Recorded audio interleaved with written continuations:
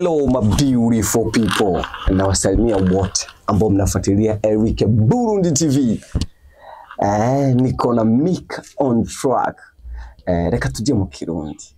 Kumbure ni abantu benshi baza gutahura turi kumujana kwijana. Mike, yo, how are you, bro? I'm good, bro. Long time no see you. Yeah, man. Na sanutse mbonye video kuri YouTube, maybe mvuga ati uracyara ukora akazi ko kuririmba. Yeah, no kuririmba nyene. Turagerageza tukaza turaririmba rimwe rimwe. Yeah, niya difference iri hagati ya Mika umuririmbyi, Mike umuririmbyi na Mike umuproducer. Mike mu gihe ari producer arabikora nk'umuproducer. Mu gihe aririmba arabikora nyene nk'umuririmbyi. Yeah. Gushika no masaha umwuga wo kuririmba ntiwawuhevye. Novuga ko hari karusho barabonye mu kuririmba. To be honest, je imbere yuko ntangura production. Yeah, natanguye kuba umuririmbyi. Yeah. Nagiye muri production nabaye umuririmbyi. So maze kuja muri production ni ikintu gifata umwanya mwinshi. Chokipumu. Yeah, production yaranyokifye. Ndayikurikirana sana rero mu gihe nabandi ko ndakurikirana production. Byarangora cyane kwiyumvira ko noja ngo nanje ndirimbe. Wapi bacabingora gusa mu nyuma amaze kubona hari level nagejeje muri production. Nkavuga ivyo ndashaka byinshi bunarabimenye. Occupation ziratangiye kugabanuka. Cyamvuga ati wow, reka nanje this my time nanje basi ngaragaze nanje yindi impano yanje ku bandi gwa kabiri. Baravuga abantu bato ko kuri touch machine usanga ari bihanganga. Aho batanga example nka S2 Keys, Liza, hari n'abandi ba producer baza Nigeria na hehe bato. Eske biva kuki? Numwete gusangira niyo mpamvu no kuvyumva usanga bitabikirenga. kubera umwanya umara ku mashine usanga ari myinshi cyane kuruta ukuja gutembera. Urumva umuntu aguma ku mashine keshi naronka ujya mwanya wo kuja guspendinga agibi nabiriya. Urumva nyene ikintu kiba kiri mu mutwe ni focus y'ikintu aba ari karakora ku mashine. Ariko wavye gushaka watanguye kuvyibuha jewe ipi siri ya mafanikio? Kuna siri yoyote. Ni muda tu. Tuwege kuri video ya bishasha. Video nziza, video quality, audio sinzi. Yoba ya video gutwaye nk'uburyo bungana gute? Sibuke gusa nyene sinigeze mfata kubera plan y'amahera ubwa mbere twari twapanze siyo twakoresheje. Ni kuvuga ari twari twumvikanye na director ibiki bivanye n'ukuntu twace dushaka ikintu ciza. Hari ibindi bintu handi my idea ciyagumaza twongeremwe ibi dushiremwe ibi uburyo buca busanga bwatubwiranye nene. Gusa ntabwo nshimye gushira ku mugaragaro. Uri muri management? Wapi, ntabwo ndi muri management. Iyo video mugabo urafise abantu ba sponsorije kugira bigende neza. Ni kuvuga to be honest, ari abamfashe kuboko ubwa mbere. Kubera ubwa mbere ni kuvuga ukuntu vyagenze. Ubwa mbere hariho clip nakoze ndirimba ndi mwibarabara. So warayibonye? Okay, arabayibonye barayishima. So mugihe niyumviye gukora clip igira kabiri, ndahejeje gukora audio vyose vyaheze. Mvuga ati ngoma nje muri location nateguye uburyo bw'iwanje. Nabibwira umuntu ati je burya ngoma gushutinga. Acavuga wow, nibwo gushutinga budget wateguye wewe uzoyinywa amazi. Ati je nzoyiriha. Bica bigenda gutyo kandi ndonga ndamushimira cyane. Okay, reka dufate kuri Buja Flavor. Muri Buja Flavor uhabona gute? Wakiwe gute the first winjiye muri Buja Flavor? Nyezina. Okay, ni kuvuga uko nabiziga siko nabisanze kweli. Ibintu biragoye cyane. Umuziki uragoye cyane. Wowe wibaza gute?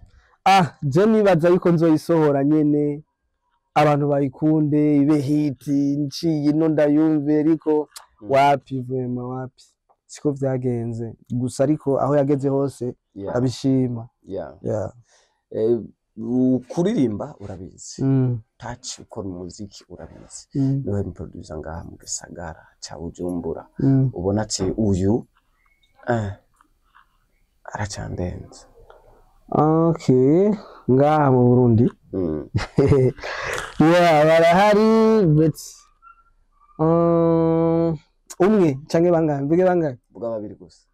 Okay, uvuga je wa producer nemera wemera cyane uvuga ati aba n'imitwa kabisa uyu ndamwemera sana ndemera ubuntu bita Gigabit yeah nubwo nyene muri no misi tariko aragira neza ariko ndamwemera amubasi mugihe natangura production shitse nga Bujumbura narafokasinze cyane nawe naramwemera cyane narakunda kuja ni wiwe akabaho nundi mujama bita Betty Best King of Mix barahari ni benshi kuko jewe muri production aba producer benshi vraiment abo nemera bose narabarondera bati uyu ndamukundira iki nkamurondera kubera nko kuje nga muri production Ibujumbura nakiriwe na Chizo Chizo niwe yanyakiriye niwe yanyigishije gukoresha Logic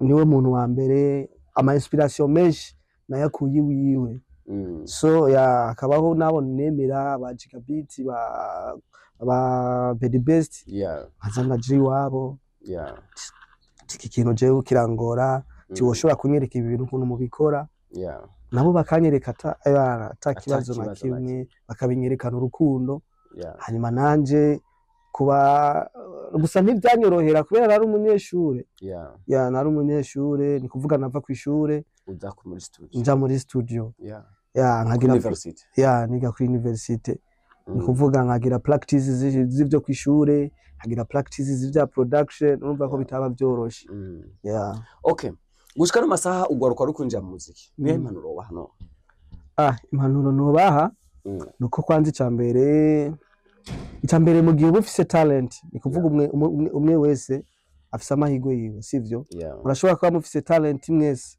ariko umwe inyenyeri yiwe ikaka kuruta y'uwundi so impanuro noba nuko bogwiza umutima wo kwihangana no kwicisha bugufi kuko mu gihe uri kuricisha bugufi ufise n'umutima wo kwihangana nakidashoboka haragera igihe nyene ku mwanya Imana yakwandikiye ibintu bikagenda neza. Mic on track umuntu akeneye kuronka sound yawe touch yawe akuronka gute? Okay, adresse cyangwa numero de telefone. Okay, niyo iri fixed cyane. Ni kuvuga jewe abantu benshi dukunda kuganira kuri telefone. Ni numero ni 68 377 981. Ukora umuziki wawe? Nkora style zose. Na rap? Byose. Hajya urazi kuririmba rap? Hip hop no sikirenga wapi sinigeze focus na hip hop. But nyene umuririmbyi wari we wese kenshi bahera muri hip hop. Ndakumbuye kumva melody yawe. Uturirimbira nk'imisegonda 3 gusa kwindirimbo shaje. Okay. I feel so fine when I see your face. Amarangamutima yanje warayajanye yose. Hey, I can't get enough. I can't believe you're mine. The way you treat me is good enough. Baby, I like it when I smile. Yeah, thank you, bro. Yeah, maybe kubu English tuvuga cyane. Sikirenga nyene gusa unari yaranja kugira wandike bandanya. Nkuko uri muri production birasabwa habe hariho niveau ntoya ubufise muri English kubera turaraba amatutoriel. Tutoriel ziba ziri muri English so ni mu gihe rero ubufise akanosiyo iragufasha kumva ivyo bariko baravuga. Kugira wandike ijyandirimbo. Yo bari wowe yandike. Nice nayandike. Ndavyibuka uwo munsi kendirimba ahubwo nyene je byarantangaje ukuntu byagenze ni kuvuga cyo gina ijyandirimbo si yavuba.